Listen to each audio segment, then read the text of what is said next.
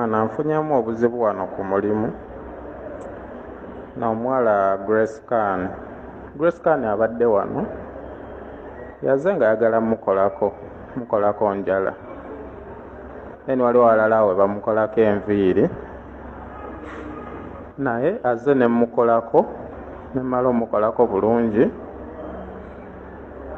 mumaliddeko obudde bungi okitegeera maliddeko obudde bungi ne mukolako ne mumaliriza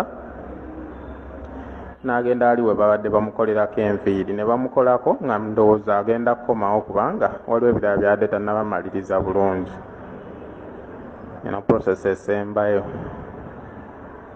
n'agenda n'entuula ne mulinda okitegeera omanyi okulinda omukazi nga tajja ngenze okuddayo ku saaluuni wali waali nga baŋŋamba agenze naye nga mmaze omukolako wala nze ebiseera ebimu ne baserebu bansomera imagine 7,000 abadde mukoleddeko 7,000 olumaze n'atambula n'agenda ate nga mmaliddeko obudde mbadde muwadde obudde nga omanyi nti nookola ku muntu amanyikiddwa oba olina omuwa obudde bwonna okitegeera kumpi nvudde ku mulimu ssaawa 6 ogw'ekiro nga mulinze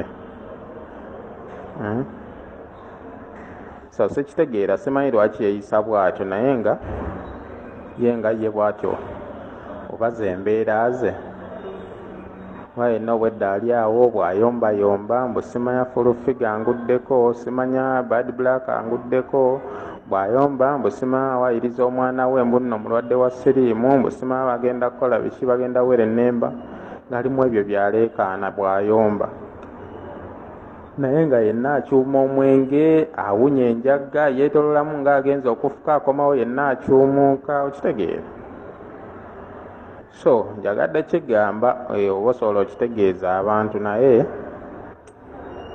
Grace Khan alimba nnyo enjaga teyandimutuusizaawo obwedda awoza simanyi na depression simanyi biki tekisobola kutuusaawo so nze njagaddemu exposinga nammwe mumanye ki omuntu gwe tudiiringa.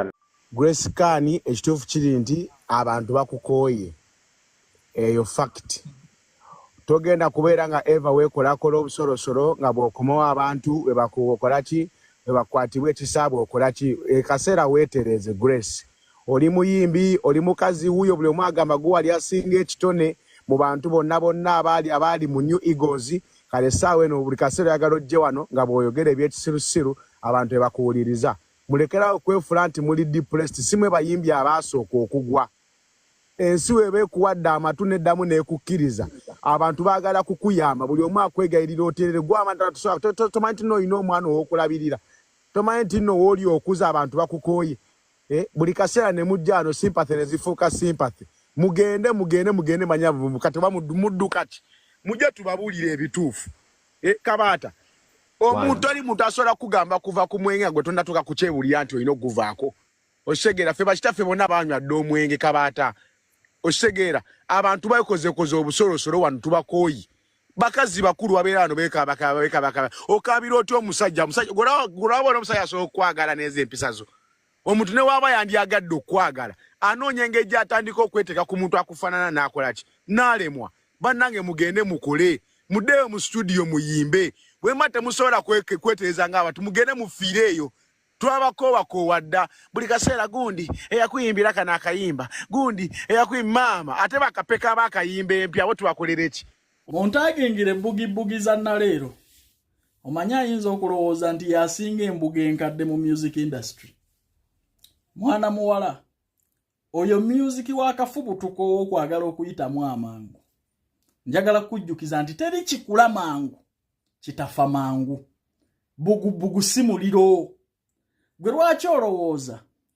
nti n'abakazi abataliika nga Chosen Becky mu music industry music waabwe abapushinze era abafudde kyonna kye baagala mu nsi eno bw'otuula mu studio n'oyiiya ebiwoomera abantu ojja kutuuka yonna gy'oyagala okgenda kati wawedde oli malaaya era kino si kipya nnyo ku by'ozookola ku siteegi. Ntegerekese bulungi. Njagala kujjukiza nti singa ebinuuduzi bye bitunda ennyimba, singa Desire teri amusinga kukooka, naye yava mu music industry ng'agudde. Golowooza basakira abajja bakunamira abantu balina nnyimba ki, era luyimba ki Shakira lwalina omuntu lw'amanyi. Nze ndaba ebinuuduzi byo bisinga ennyimba z'obulungi. Either you should concentrate on bulu move, kubanga ebikolwa byo byonna biraga oli malaaya, and you should change. Cause toyina future. Bugubugiza naleero oli malaaya, ebikolwa byo byonna biraga oli malaaya. Naye you should change. Cause byo tebina we bipushingira music career. Kati akatambi wakatadde gwe mwennyini tyozaako ki? Bonaato oluyimba olulala ng'otulaga onaaba omezeeko ekipya. Onaazisika paka magamaga. You people, we should tell you the facts.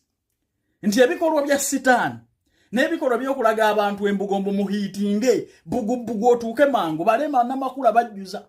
Singa obulungi bwe bwali butunda ennyimba, singa tetuyingira bivulu by'abalema namakula ba Becky, Chozeni Becky, awoma watunula Chozeni Becky, if you n'omugwako mu reality nembwa temulya. Me I talk facts. Naye olwa music y'omulungi nti they concentrate in studio bawininga hard emitima gyaffe. Oli kayimba kamu kwoteera ebinuduzi opusinza akayimba kogenda nakuta ne bulu move. Muli bagamba mbagambye me I saw that girl nemanya nti ono malaya kayingidde music industry. Bino byonna byakola nojja ku stage okukunama kukusinga okukuyimba obungi. Nemanya ojja kuta ebinuduzi. Naye kati gwe lwaki totunda akamotoka akalinga ekikere n'omaliriza enjuju okaayanira? Omuwala omutono osula mu kifulukwa wadde obudeeya mu madinisa bwakulema okuteekamu, tunda akamotoka omalirize enju. Gwe olwagenda ku kyapa n'olowooza nti byonna biwedde. Muwala omutono osula mu kifulukwa ng'ofupaakinze n'akafudumi mu lujja. Bukyanga otandika kukaayanira nnyumba ya musajja, sirabanga bw'ogyongerako wadde akadongo k'ettaka.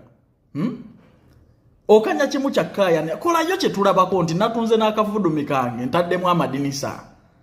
Nze obukodyo bw'abakazi ababbi mbumanyi, era suuna bbeeni ngenda kukulagirira gye nnajja amayembe agasiyaga abantu awaanya. Mwana wa mama togenda kubeera awo nga ntuuyo zo zigenda bugenzi zityo z'akamanyiro k'abakazi nkamanyi. Ngenda kukulagirira omusajja yampa amayembe agasiyaga abantu awaanya. Kakazi ako bakatwale emisinde mu kifuluku ekyo labo bakanaddamu. Opaakinga n'akafudumi mu lujja buli lunaku. Nojja n'ogamba bakulikodinge bwe mwekola obubadi bwe mwekola bino onoonya simpase kutwala nnyumba ya musajja. Gwe amagezi wafunagamu gagenda ku kyapa.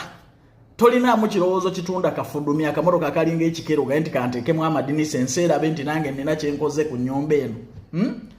I know thieves how they react. Nze mbamanyi omukazi yannyanulako n'ekisiimuula n'akitwala nateete. Namulonda ku mabiito. Nze nga mmanya ategeera n'anfukaamirira mutwale wange ngenda mu Eva Brown okupoota. Nasanga n'ekisiimuula nandawe yagitutte. I don't trust abakazi abeefukamiza. I know your character. Tunda akafudumi obeeko kyoyongera ku nnyumba tulabe nti naawe olina ky'okoze. Move on but don't moving out. Move on but don't move out. Toleka baana kulira wabweru, kulira buli wamu, ate nga olina woyinza obbakuŋŋaanyiza. Kyekyo kye bagamba move on but don't move out. If it is time to move out, awo osobola oteekamu abakozi ne balabirira abaana. Sigamba nti buli mwana onaagenda naye mu bufumbo gy'olaga. No. Learn to move on but don't move out. Yes. Siri kunoonya sente za fees ate tunoonyereza rent. No, londako